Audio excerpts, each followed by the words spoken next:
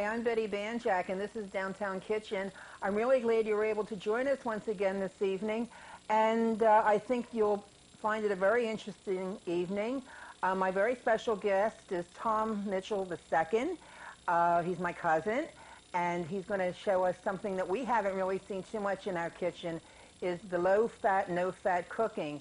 And it's one of his specialties, and he's going to share it with us how you can enjoy that and really learn to like it. And so stay with us. We'll be right back.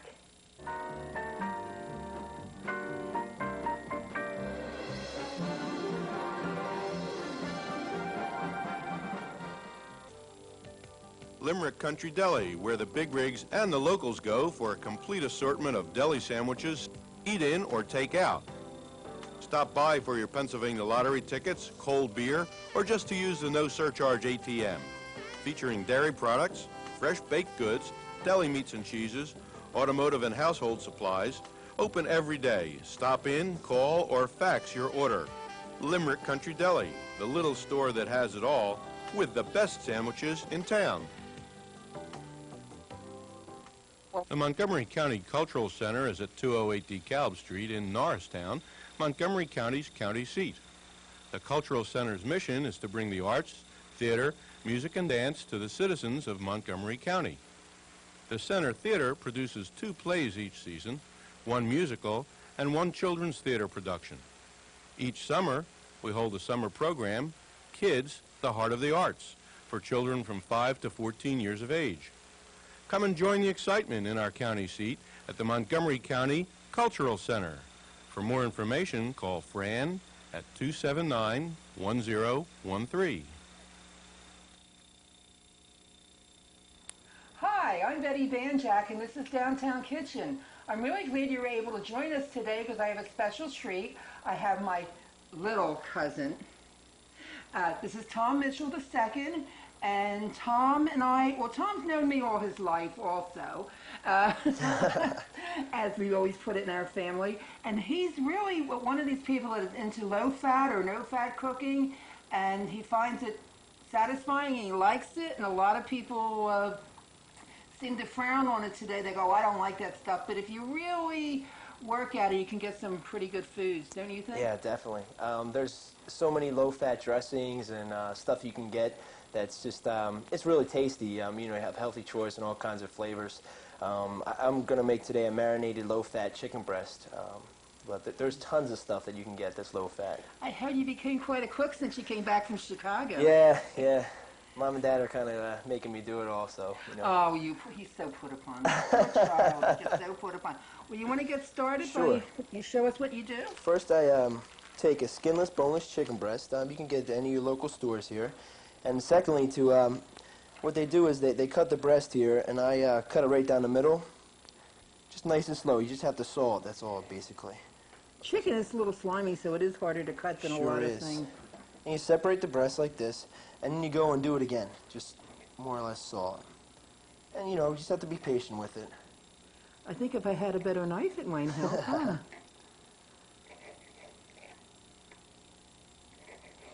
Why don't I see if I can get a better knife while you're doing that for the other side. Ready?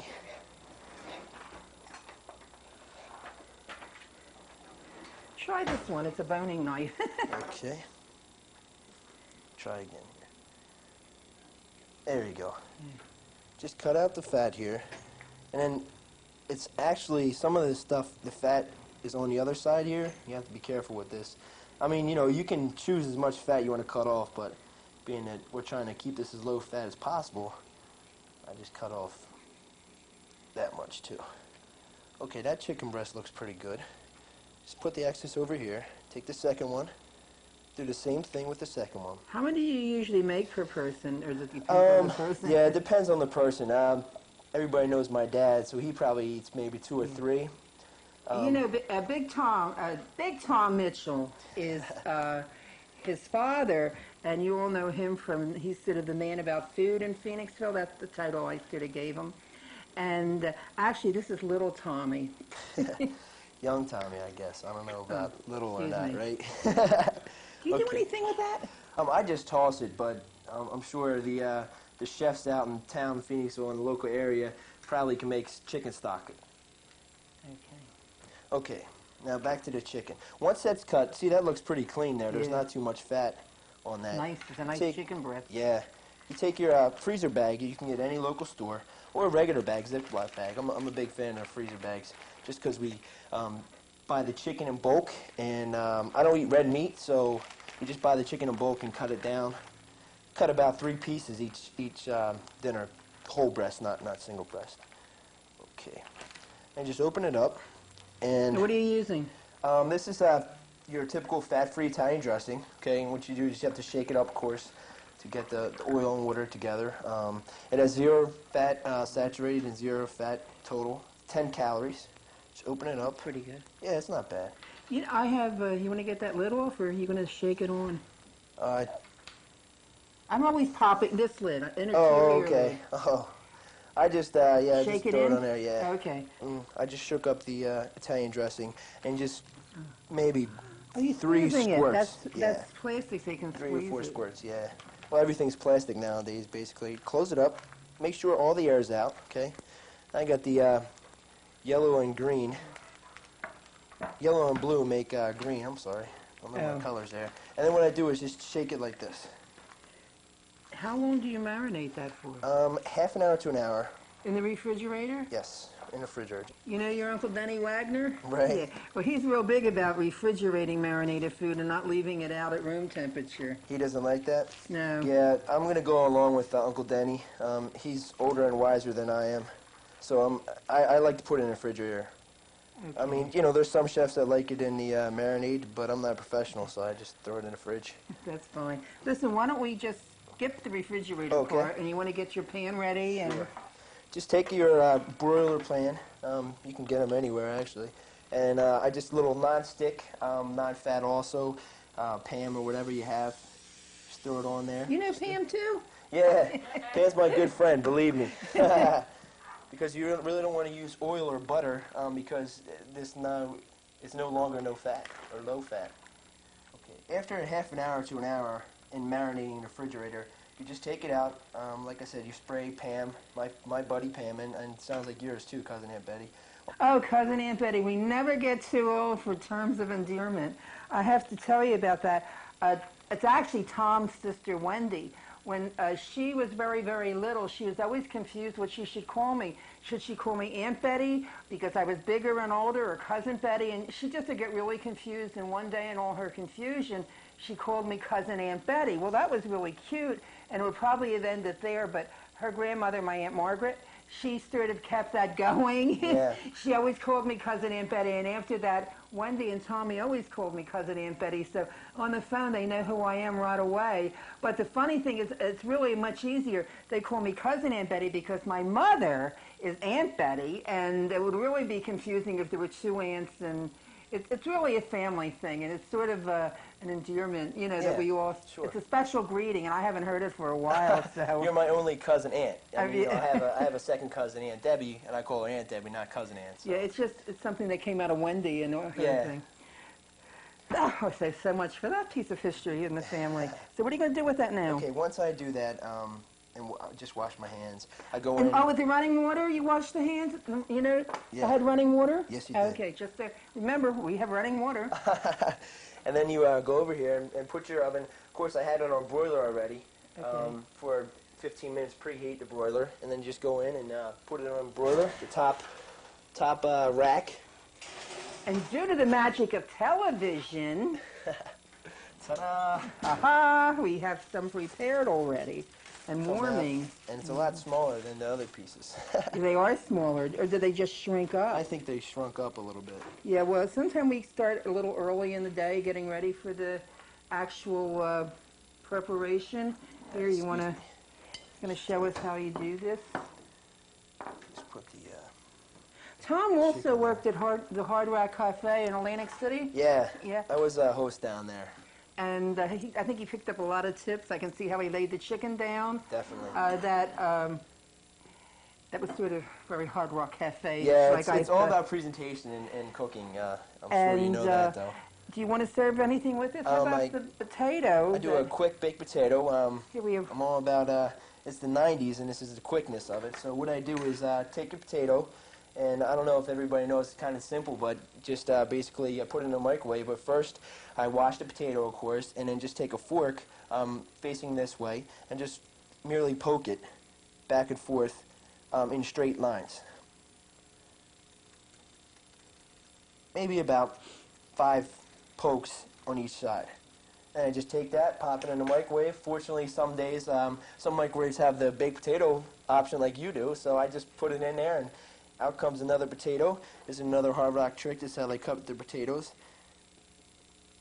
In a little, Now, are you going to use sour cream and butter on no, this? because we're talking about low fat, Cousin Aunt Betty, and that's okay, not really low that's fat. true. What are you going to do? What I'll do is I'll just take the Italian dressing. I mean, some people, you just said yourself you like the honey Dijon mustard. Yeah. Before the show, excuse me. And I like the Italian dressing because I think just it's a good compromise. Well, I like Italian on chicken for marinating. I like on salads the honey mustard. Yeah, That's definitely. my favorite. And just a little squeeze on that, and some parsley. Oh, we always got to have parsley. Oh yeah, and there goes it back into the presentation. But it looks good. And Just a little bit of this. actually, parsley is very good. I like parsley. I used to have a friend that would eat it, and we all thought he was crazy, and so I tried it one time with him, and I thought, I really like the taste of this. So I don't usually eat it alone, but I like it in salads and all pretty well. Definitely. And I usually go for a dark green vegetable. It has high iron content. Being that I don't eat red meat, my iron, I have to keep it up and stuff like that. So I eat, asparagus, broccoli, and those dark green vegetables. But didn't bring any today, so we thought to throw some parsley in for the look. Well, listen, I want to, first, before you ask, I know this is a big question. Yes, he's single. And yes, he's back in the area. Oh, boy. Just thank me later, you know. And, and I want to thank you for coming today. I really enjoyed it. He's one of my favorite little cousins here.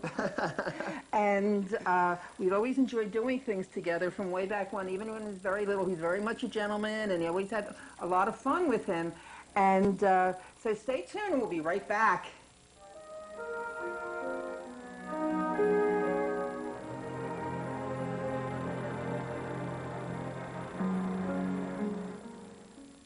The Montgomery County Cultural Center is at 208 DeKalb Street in Norristown, Montgomery County's county seat.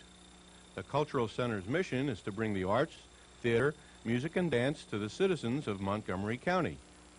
The Center Theater produces 2 plays each season, 1 musical, and 1 children's theater production. Each summer, we hold a summer program, Kids, the Heart of the Arts, for children from 5 to 14 years of age. Come and join the excitement in our county seat at the Montgomery County Cultural Center.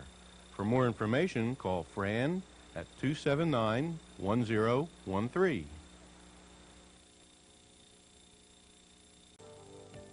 Limerick Country Deli, where the big rigs and the locals go for a complete assortment of deli sandwiches, eat in or take out. Stop by for your Pennsylvania lottery tickets, cold beer, or just to use the no surcharge ATM. Featuring dairy products, fresh baked goods, deli meats and cheeses, automotive and household supplies, open every day. Stop in, call, or fax your order. Limerick Country Deli, the little store that has it all, with the best sandwiches in town. Okay, here we are again. Keeping with the theme of no fat or low fat, I want to share with you one of my favorite recipes. These are called meringue jewels. Meringue jewels is basically made up of egg whites and some wonderful fruits and nuts, a little sugar, and depending on how strict you are about no fat, depends on what you put in it. So first I'm going to start out, and I have 6 egg whites in this bowl. I have the eggs right here, and I broke them and I separated them. And be very, very careful when you're breaking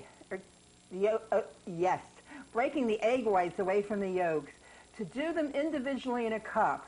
And then when it's totally separated, put the egg whites in a bowl and put the yolks in another bowl. Because once it's contaminated with one little drop of egg yolk, you're not going to get to beat it up. It took me many years to learn how to make a meringue, and it's only been very recently that I have been successful. Also use cold or chilled egg whites. After you do it, if you're not doing it right away, put them back in the refrigerator in a bowl like this, or if you're going to use them right away, use the eggs right out of the refrigerator as cold as you can, because if you don't, it's not going to whip up. So I'm going to put the egg whites, there's 6 egg whites, in my little mixer here. I'm going to walk it so I get a nice thing.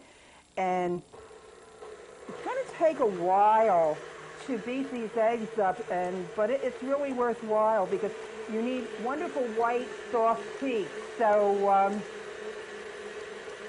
we'll see what's going to happen. Sometimes, from day to day, there are times that it doesn't happen. You don't get a good meringue, but you need a nice meringue for this, and you'll see in a few minutes what it's like. The egg whites really have to be chilled, because if they're not, I don't know, they just don't puff up. The school has thought that you use warm egg whites. I have never successfully gotten meringue from warm egg whites. And slowly this is going to come up into a nice, soft, frothy egg effect, and it's going to hold its own. In a while, I'll be able to, if you put it on a piece of parchment paper with the cookie that we're actually, meringue jewels are a cookie, and we need to get this meringue whipped up into peaks enough that will support itself once we put the fruit and the nuts and the chocolate in it. Slowly I'm going to add a cup of sugar into the mixture, and that's going to give you a nice sweet cookie. And again, we're only talking about 1 cup in a batch of cookies that makes about, depending on the size you make them, makes about 50 cookies. So that's really not a lot of sugar. Okay, I think we have meringue, people.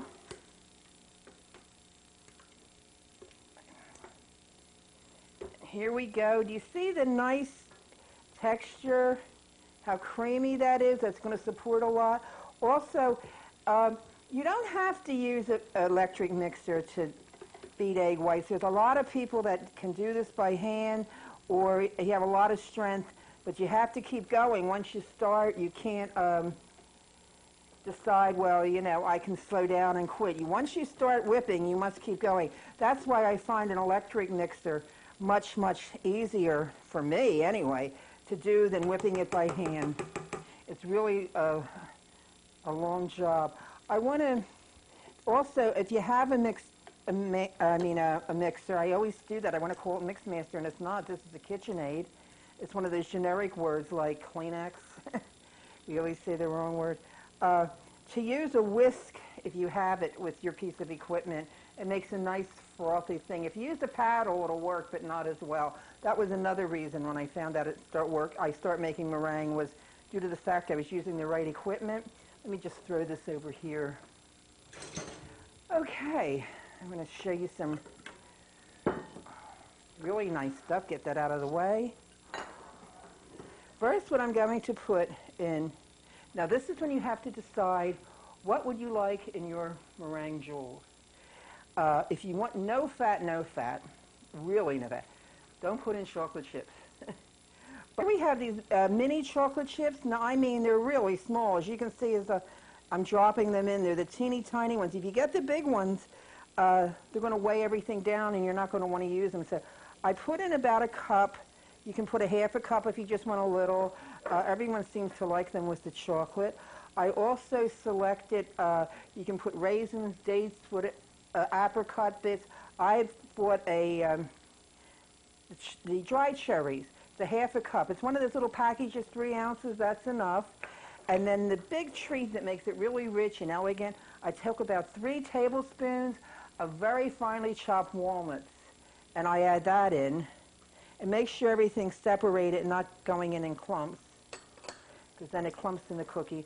And what I need to do is carefully, very carefully, whoops, let me get the handle so I do this right, fold this all in. I have to tell you a story about these. I gave my mother, for Valentine's Day, a big box of these, thinking, well, she always shares everything with everyone, so I'm going to give her a big box of these meringue jewels.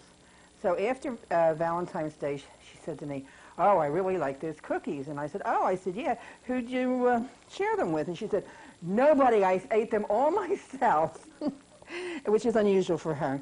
So I guess if they're good, they must be good because she does like them. Now, using parchment paper, you know how I all feel about parchment paper. Oops, but I'm not doing too well opening the package. Especially with cookies and baking and all. One thing I hate to say about parchment paper, the boxes they need work. There's no cutter. I know they're ecology and all that stuff, and they don't have the metal cutter and stuff. Well, boy, sometimes it's really difficult. So you have to usually cut them. I'm going to take a piece of the parchment paper, and why don't I get one of these awfully big trays, but I'll work with that for now. These were my mom's. They were specially made for when she baked her little Hungarian cookies that we all talk about. They're very big and they're very heavy. I need 2 teaspoons, first of all, to get those ready. Something I want to remind you, you must cut off anything of the parchment paper that's sticking over because it will burn. Remember I showed you how it burnt one time because I didn't trim it nice and neat? And then you take as big of a cookie as you want. When I say this cookie does not rise, it does not spread, it does not do anything. Wherever you put it on the paper, that's exactly what your cookie's going to look like. It's not rising, it's not doing anything. And again, I think I mentioned this, but this batch of cookies that we just made probably makes close to 50 cookies. And that's a nice batch for 6 eggs. And I could go on and fill the whole sheet up for you, but I'd rather show you the finished cookie. So I'm going to put these aside, and I'll finish up a little later. I don't want that to get soft on me, so I'll put it over here. And what do we have here? Excuse my reaching. I had taken these out of the oven. Now, first I want to tell you, when you put the cookies in the oven, you're going to go, whoa, but you put them in for 200 degrees for 2 hours. You cannot burn them. In fact, I was busy today, and I got these a little tingy brown, which you're not supposed to do. They're supposed to be immaculate white or whatever you want to say.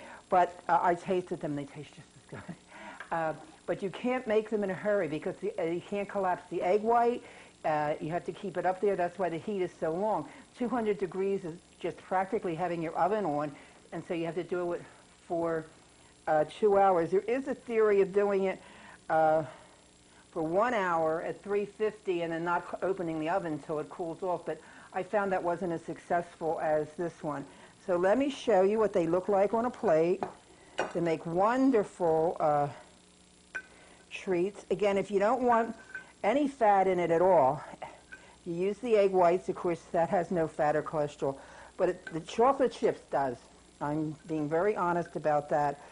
You could use other things. You could use raisin. You could probably use whatever you want. You could use apricots, bigger nuts, but you have to make sure that you don't weight it down so much that you collapsed it in the weight of doing this.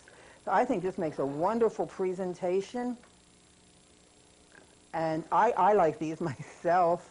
And in fact, I think maybe I'll just sample one. They're really good, and they're easy to make. Because once you bake them, put them in the oven for 2 hours, you can go do whatever you want to do. Just look at them once in a while to make sure that something hasn't happened, that they collapsed or they're burning or whatever.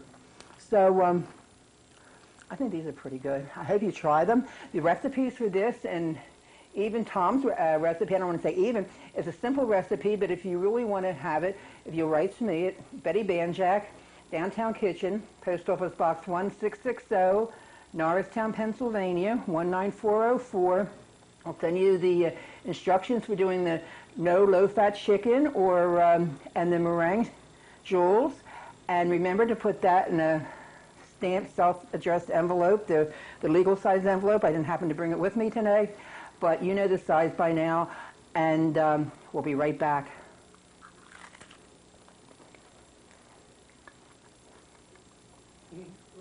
Okay. Well, here we are back again in front of the fireplace, and we can talk a little bit about what's going on. Now, didn't you think that that chicken looked delicious? It was low fat, no fat, and it still was delicious. I want to tell you, it was devoured. By the time it got off the counter, I don't know where it went. It was all devoured, so I guess it really must have been very, very good. I want to thank you for watching tonight, but I want to mention something to you, if I may. I've been getting a lot of letters recently. In fact, in the last week, I had an unprecedented amount of letters and requests for recipes, and I will be getting back to everyone. But as you know, shows like Downtown Kitchen rely a great deal on advertising, and we are searching for some advertisers. So if you know of anyone or yourself that is interested, or you have a business or something that you would like to advertise on Downtown Kitchen, please contact me at area code 610-277-0139, and we can talk about how I can help you and you can help me. And I really do think I need your help, and it's something that needs to be done. By the way, I want to remind you about my column in the Phoenix, which is also called Downtown Kitchen. As I've said before, my book's Downtown Kitchen, my column's Downtown Kitchen, and my cooking show is Downtown Kitchen. That way I don't get mixed up. I know exactly what I'm talking about. The column appears every Wednesday in the front page of the food section. It basically tells a lot about my growing up in Phoenixville, and then it gives usually, hopefully, a companion recipe that most of you would enjoy making. I've heard a lot about people really responding well to the column and the recipe, and it's, again, every Wednesday. There's something on the back burner. I think very shortly, probably by the end of the year, there will be a book out with all of the articles and the recipes from the newspaper. Everything hasn't been firmed up on that. We're still working on that. So until next week, good cooking and good eating.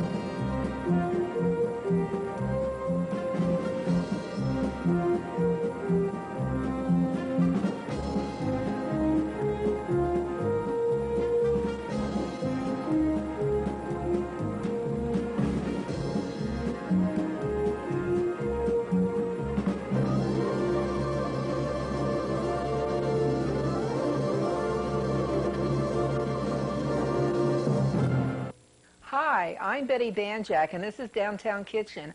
I'm really glad you could join us this evening because we're going to have some very exciting cooking and recipes to share with you. We're going to be looking at the Easter holiday and the Passover holiday, and we have a very special guest, my friend Antoinette Mucciarone, and Antoinette will make the Italian Easter cheese. So I think it's something we will all enjoy this evening of cooking, so stay tuned.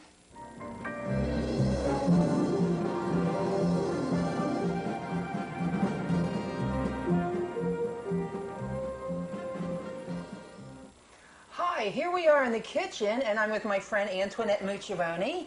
And Antoinette and I have been friends for quite a few years. I worked with her husband when I was at Gordon in Philadelphia, and we became friends along the way. And it's been a long time. I think we've known each other 35 years. Yeah. I was a mere child when I started to work at Gordon, I think. We're going to make something very, very special. This is a special treat. I love this. I practically had to torture Antoinette to come do this on the show. She wasn't.